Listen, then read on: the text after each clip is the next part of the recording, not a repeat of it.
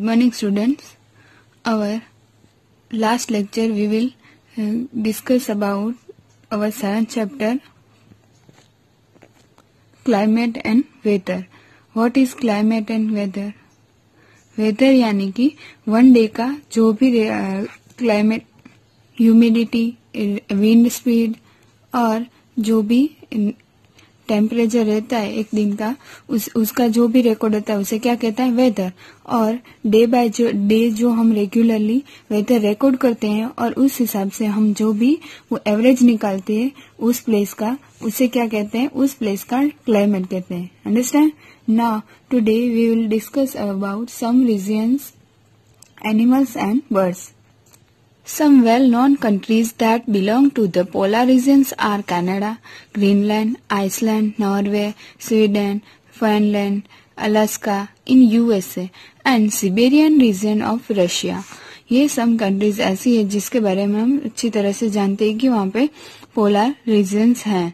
Examples of some countries where the tropical rain forest are found are India, Malaysia, Indonesia, Brazil, republic of Congo, Kenya, Uganda and Nigeria. ये सारे ऐसे countries हैं जहाँ पे tropical rain forest पाया जाता है. और जो ऊपर वाले हमने डिस्कस किए वो ऐसे कंट्रीज है जहाँ पे पोलर रीजन पाया जाता है. यानी कि ये वाले ऐसे कंट्रीज है जो पोलर रीजन में है और ये वाले ऐसे कंट्री है जहाँ पे ट्रॉपिकल रेन फॉरेस्ट है. यहाँ पे एक्टिविटी दी हुई है जो आपको रीड करनी है और परफॉर्म करनी है. First one, the polar regions. The polar regions present an extreme climate. वहाँ का क्लाइमेट कैसा होता है? एक्सट्रीम क्लाइमेट यानी कि ठंडा होता है. These regions are covered with snow and it is very cold for most part of the year. For 6 months the sun does not set at the poles while for the other 6 months the sun does not rise. यानी कि यहाँ पे ऐसा होता है कि 6 month only son रहता है और 6 मंथ द सन राइज ही नहीं होता है. यानी कि सनसेट रहता है 6 मंथ और सन राइज होता है 6 month. In winters, the temperature can be as low as -37 degree. यानी कि वहाँ पे विंटर में कितना डिग्री टेम्परेचर रहता है? -37. यहाँ पे हमारे यहाँ माइनस या प्लस में 4-5 या जाता है तो भी हम ठंडी को नहीं झेल पाते. तो वहाँ पे तो -37 होता है. Animals living there have adapted to this severe conditions. वहाँ पे जो एनिमल्स रहते हैं उसकी एडेप्टेशन की हैबिट्स भी, कंडीशंस भी उस टाइप की होती है. Let it see how they are adapted by considers the example of polar bears and penguin. और वहाँ पे कौन से एनिमल्स रहते हैं? पोलर बियर्स एंड पेंगुइन, जो हम उसके बारे में डिस्कस करेंगे. Polar bears have white fur so that they are not easily visible in the snowy white background. जो पोलर बियर्स होते हैं उसके ऊपर व्हाइट कलर के हेयर्स होते हैं. जैसे कि आपने देखा होता है गोरिल्ला के ऊपर ब्लैक कलर के होते हैं, ऐसे पोलर बियर्स के व्हाइट फूर होते हैं और जो इजीली हमें दिखाई नहीं देते हैं स्नोई बैकग्राउंड में, व्हाइट बैकग्राउंड में. It protect them from their predator. और वो इससे बच सकते हैं, अपने जो भी शिकारी होते हैं उससे बच सकते हैं क्योंकि वो व्हाइट स्नोई क्लाइमेट बैकग्राउंड में नहीं दिखते हैं. It also help them in catching there pray. और ये हेल्प करता है उसे खाना, प्रे यानी कि कैचिंग करने में, जो उसके जो जिसका भी शिकार करते हैं उसे कैच करने में भी ये हेल्प करता है. To protect them from extreme cold they have 2 thick layers of fur. वहाँ पे क्लाइमेट बहुत ही कोल्ड होता है इसलिए उसकी जो फ्यूर्स होते हैं, हेयर्स होते हैं, उसके 2 लेयर्स होते हैं. They also have a layers of fat under the skin. और उसकी जो स्किन होती है उसके ऊपर वाला जो लेयर्स होता है वो फैट होता है. In fact they are so well insulated that they have to move slowly and rest often to avoid getting overheated. और जो पोलर बियर्स होते हैं वो स्लोली चलते हैं और रेस्ट करने के बाद चलते हैं क्योंकि वो उसे ओवरहीटेड करते हैं अगर वो स्पीड में चले तो. Physical activity on warm days necessitate cooling, so the polar bears goes for swimming. और जैसे वहाँ पे कूलिंग डेज वार्म डेज होते हैं, जैसे सनराइज होता है 6 मंथ तक, तो वो स्विमिंग करने जाते हैं. It is a good swimmer और वो सबसे अच्छे स्विमर्स होते हैं. Its paws are wide and large, which help it not only to swim well but also walk with ease in the snow. और उसके जो पॉज होते हैं यानी कि पैर्स होते हैं वो वाइड एंड लार्ज होते हैं जो इसे हेल्प करते हैं स्विम करने के लिए और वॉक करने के लिए स्नो के अंदर इजीली वॉक कर सके इसलिए. While swimming underwater, it can close its nostrils and can remain underwater for long durations. और वो लॉन्ग ड्यूरेशन तक पानी में रह सकते हैं. It has a strong sense of smell so that it can catch its prey for food. और उसके जो नोज होता है उसका जो सेंस होता है स्मेल करने का वो बहुत ही स्ट्रांग होता है जिससे थ्रू वो अपने प्रे को फूड के लिए इजीली कैच कर सकता है. We can understand the adaptations of polar bears with the help of this flow chart. ये फ्लो चार्ट दिया हुआ है, इसके थ्रू आप इजीली पोलर बियर को डिफाइन कर सकते हैं. जैसे कि यहाँ से स्टार्ट होता है तो second one, third, fourth, fifth ऐसे ही यहाँ पे कंप्लीट होता है. इसके ये आपको रीड कर लेना है और इसके थ्रू आप इजीली पोलर बियर को उसके बारे में जान सकोगे और आइडेंटिफाई भी कर सकोगे. Understand? The next one, another well-known animals living in the polar regions is the penguin. It is also white and merges well with the white background. और उसका भी जो पेंगुइन होता है उसका कलर भी कैसा होता है, व्हाइट होता है और मर्जर्स होता है जो व्हाइट बैकग्राउंड में मिक्स हो जाता है. It also has a thick skin and a lots of fat to protect if the from cold. और उसकी जो स्किन होती है बहुत ही थिक होती है और ज्यादा फैट होता है जो उसे प्रोटेक्ट करता है कोल्ड क्लाइमेट में रहने के लिए. You may have seen pictures of penguin hurdles together. आपने देखा होगा कि जो पेंगुइन होते हैं वो टुगेदर ही चलते हैं, साथ में ही चलते हैं. This they do not keep warm. Recall how warm you feel when you are in a hall full of people. कैसे आप अगर आप स्कूल में होते हैं तो स्कूल में आप ज्यादा स्टूडेंट्स होते हो तो आपको वार्मनेस फील होती है ना, एक साथ ज्यादा पीपल्स होते हैं तो ऐसे ही. इसलिए वहां पे वार्म रहने के लिए पेंगुइन हमेशा टुगेदर ही रहते हैं, हडल्स में ही रहते हैं. Like polar bears, penguin are also good swimmers. और polar bears और penguins good swimmer है, सबसे अच्छे swimmers है. Their bodies are streamlined and their feet have webs, making them good swimmers.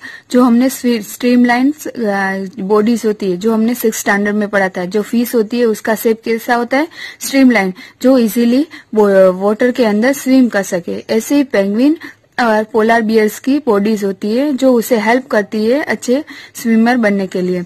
Other animals living in the polar regions are many types of fishes, musk, oxen, reindeers, foxes, seals, whales and birds. उसके अलावा भी ये animals वहां पे पाए जाते हैं. It is to be noted that wild fish can remain under cold water for long. Birds must remain warm to survive. They migrate to warmer regions when winter sets in. और जो migrate होते हैं यानी कि some birds ऐसे होते हैं वो माइग्रेट होने के लिए दूसरे स्टेट में चले जाते, दूसरे रीजन्स में चले जाते हैं. जो हमने आपने अच्छी तरह से रीड किया हो तो 5th स्टैंडर्ड में हमें आता था फ्लेमिंगो के बारे में. वो भी एक माइग्रेटरी बर्ड था और वो वार्म होने के लिए दूसरे स्टेट में चले जाते थे विंटर की सीजन्स में. They come back after the winter is over. और वो विंटर के बाद चले जाते थे फिर से उसके जहाँ पे रहते थे और उसके खुद के रीजन में. You know probably that India is one of the destinations of many of this birds. और इंडिया ऐसा ही एक देश है जो कंट्री है ओनली वन जहाँ पे सबसे ज्यादा ऐसा डेस्टिनेशन है, सबसे ज्यादा मेनी बर्ड्स यहाँ पे आते हैं, माइग्रेटरी बर्ड्स इंडिया में आते हैं. यू मस्ट हैव सीन और heard about the Siberian cranes that comes from Siberia to place like Bharatpur in Rajasthan and Sultanpur in Haryana and some wetlands of north east and some others part of India. ये जो regions यहाँ पे दिए हुए जैसे कि Siberia, Sultanpur, यहाँ पे सिबेरिया से आते हुए जो क्रेन, हमने जो सिबेरियन क्रेन्स के बारे में आपने जानते होंगे तो वो सारे कहाँ जाते हैं, भरतपुर में राजस्थान, सुल्तानपुर हरियाणा और नॉर्थ ईस्ट में भी जाते हैं ये माइग्रेटरी बर्ड्स क्योंकि वो वार्म होने के लिए यहाँ पे आते हैं. Understood?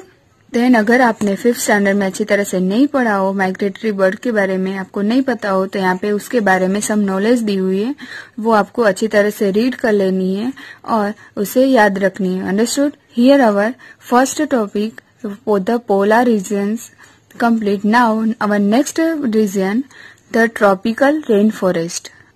The tropical rainforest. The tropical regions has generally a hot climate because of its locations around the equators.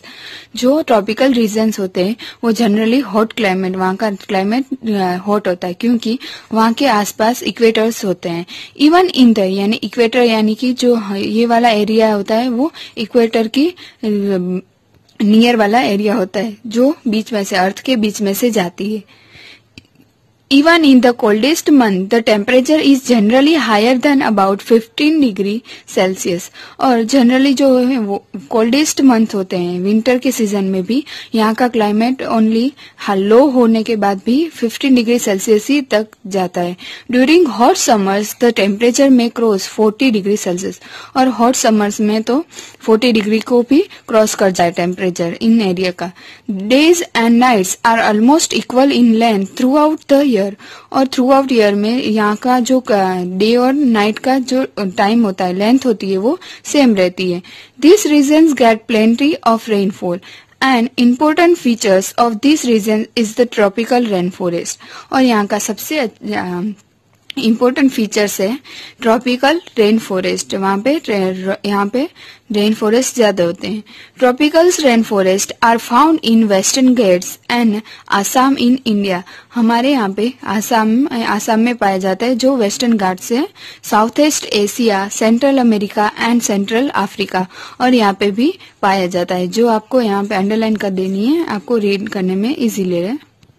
Because of continuous warmth and rain, क्योंकि यहाँ का जो रेन होता है यहाँ का जो रीजन्स होता है वहाँ पे कंटिन्यूअस वार्मनेस रहती है और रेन रहता है. This region support wide varieties of plants and animals. और यहाँ पे ये रीजन्स ऐसा है जो बहुत सारे वाइड एंड वेराइटी के प्लांट और एनिमल को रहने के लिए सपोर्ट करता है. The major types of animals living in the rain forest are monkeys, apes, gorillas, tigers, elephants, leopards, lizards, snakes, birds and insects. सबसे ज्यादा जो मेजर टाइप्स में रहते हैं एनिमल्स वो यहाँ पे दिए हुए हैं. Let us read about the adaptations of this animal to a hot humid climate. और इसका एडेप्टेशन कैसा होता है हॉट और ह्यूमिड क्लाइमेट में वो हम डिस्कस करेंगे. The climatic conditions in rain forest are highly suitable for supporting an enormous numbers and a varieties of animals. यहाँ की जो क्लाइमेटिक कंडीशंस होती है वो हाईली सुटेबल्स होती है एनिमल्स के लिए, उसके एडेप्टेशन को सपोर्ट करती है. Since the numbers of are large there is intense competitions for food and shelters. यहाँ पे नंबर्स ऑफ लार्ज नंबर में यहाँ पे कॉम्पिटिशन रहता है फूड एंड शेल्टर का. Many animals are adapted to living on the trees. Many animals ऐसे हैं जो ट्री के ऊपर एडेप्ट करते हैं. रेड आइड फ्रॉग जो एक one type are developed strictly pads on its feet to help it climb trees on which it lives. जो रेड कलर का फ्रॉग होता है जो उसके जो रेड आई और पैर होते हैं वो रेड कलर के होता है. वो बहुत ही स्टिकी पैड्स डेवलप करता है. जो ये वाले होते हैं वो बहुत ही स्टिकी पैड्स डेवलप करता है और वो उसे हेल्प करते हैं ट्री के ऊपर क्लाइंब करने के लिए. Have long tail. Monkeys have long tails. जो मंकी के लॉन्ग टेल्स होते हैं जी यहाँ पे दिए हुए हैं. Long tails for grasping branches. और वो उसे हेल्प करते हैं ग्रास्पिंग करने के लिए, यानी कि जो ब्रांचेस होती है ट्रीज की उसे कैच करने के लिए जो वो अपनी टेल के थ्रू क्लाइंब करते हैं. There are hand and feet are such that they can easily hold on to the branches. और उसके पैर और हैंड को वो इजीली फीट को वहां पे होल्ड कर सकते हैं, इजीली कर सकते हैं क्योंकि उसकी जो लॉन्ग टेल होती है उसे हेल्प करती है. As there is competitions for food some animals are adapted to get food not easily reachable. यहाँ पे फूड की कंपटीशन ज्यादा रहती है इसलिए सम ऐसे एनिमल्स है जो से इजीली फूड रीचेबल नहीं होता है. A striking example is that of the birds toucan. और जो इसका बहुत इजीली एग्जांपल है, स्ट्रिक्टली एग्जांपल है, टूकेन नाम का जो बर्ड्स है उसे इजीली फूड नहीं मिलता है। Which process you a long large beak, उसकी जो बीक होती है वो लॉन्ग होती है और लार्ज होती है। This help toucan to reach the fruits on branches with are otherwise too weak to support its weight, और उसे वो हेल्प करती है जो ब्रांचेस होती है वहां से फ्रूट लेने के लिए, केचेस करने के लिए, बट अदर उसे वीकनेस उसकी ये है कि उसका जो वेट होता है उसे सपोर्ट नहीं करता है ब्रांचेस के ऊपर रहने के लिए, इसलिए इसे इजीली रीचेबल नहीं होता है food. Many tropical animals have sensitive hearing, sharp eyesight, thick skins, and a skin color which help them to camouflage by blending with the surrounding. और ऐसे ट्रॉपिकल एनिमल्स होते हैं उससे उसकी जो सेंसिटिविटी होती है हियरिंग करने की, और उसकी जो आईसाइट्स होती है वो शार्प होती है और स्किन थिक होती है, और स्किन कलर भी उसे हेल्प करता है कॉम्बो फ्लेम के जो ब्लेडिंग करने आते हैं उसके अराउंड ही उसे जो हंटिंग करने आते हैं उससे बचाने के लिए। This is to protect them from predator. For example big cats, यहाँ पे टूकेन का आपको इमेज दिया हुआ है, have thick skin and sensitivity hearing. जो लायंस एंड टाइगर्स होते हैं, जो बिग कैट्स जिसे हम बिग कैट्स भी कह सकते हैं, लायन एंड टाइगर्स, उसकी जो स्किन होती है वो थिक होती है और उसकी जो सेंसिटिविटी होती है हियरिंग करने की वो भी स्ट्रांग होती है। The lion-tailed mukido, also called beard ape, lives in the rainforest for Western Ghat, Assam. Its most outstanding feature is the silver-white mane which surrounds the head from the cheeks down to its chin. It is a good climber and spends a major part of its life on the tree. जो beard app होता है वो उसका जो most of time होता है वो major time होता है वो ट्री के ऊपर ही बिताता है लाइफ का। It feeds mainly on fruits. It also eats seeds, young leaves, stems, flowers and birds. और वो खाने में क्या लेता है? मेनली फ्रूट्स लेता है, बट वो सीड्स, यंग लीव्स होते हैं, छोटे छोटे लीव्स होते हैं, स्टीम्स होते हैं, फ्लावर्स, बर्ड्स, उसे भी खाता है। This beards app also searches for insects under the bark of the trees. और वो जो ब्रांचेस के ऊपर छोटे छोटे इंसेक्ट्स होते हैं उसे भी सर्च करता है और उसे भी खाता है।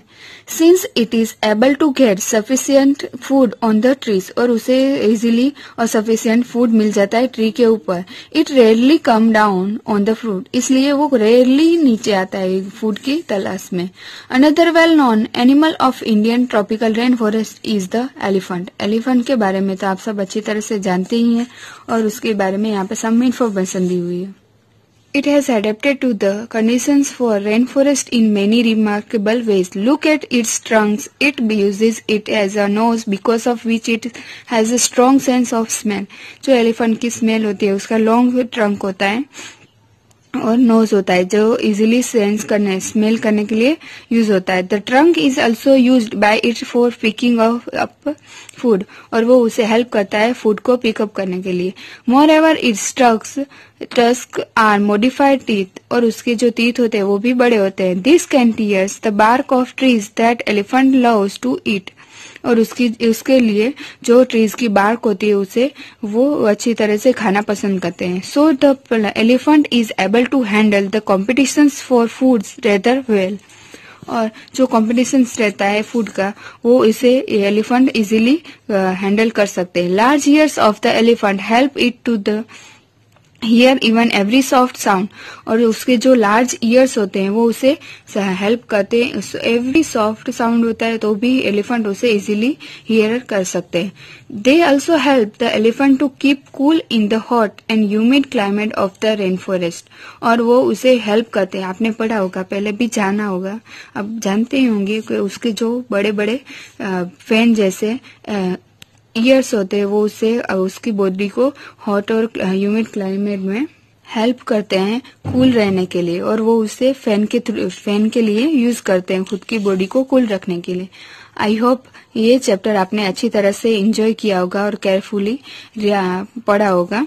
तो here our 7th chapter complete. Now our next chapter we will continue in next. We will start our 8th chapter in next video. Thank